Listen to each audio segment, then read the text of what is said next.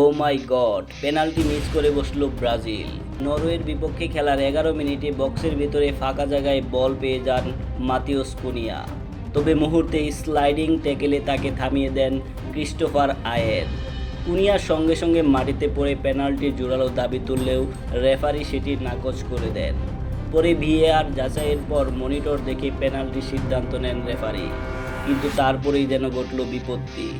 প্রথমেই পেনাল্টি নিতে আসে ভিনিসিয়াস জুনিয়র, তারপর ভিনিসিয়াস জুনিয়রকে সরিয়ে দিয়ে পেনাল্টি নিতে আসে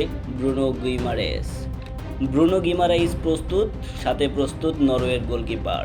ব্রুনো গিমারাইস শট নিলেন গোলপোস্টের বাম সাইড দিয়ে, সেই সাথে দুর্দান্ত একটি সেভ করে বসলেন নরওয়ের গোলকিপার। শুরুতেই ব্রাজিলকে এগিয়ে দেওয়ার সুযোগ থাকলেও সেই সুযোগটি হাতছাড়া করেছেন ব্রুনো গিমারাইস। তখন ম্যাচের 14 মিনিট ছিল, পেনাল্টি থেকে গোল করতে ব্যর্থ হয়েছে ব্রাজিল। সেই সাথে পুরো স্টেডিয়াম শকড হয়ে গিয়েছে এই পেনাল্টি মিসে।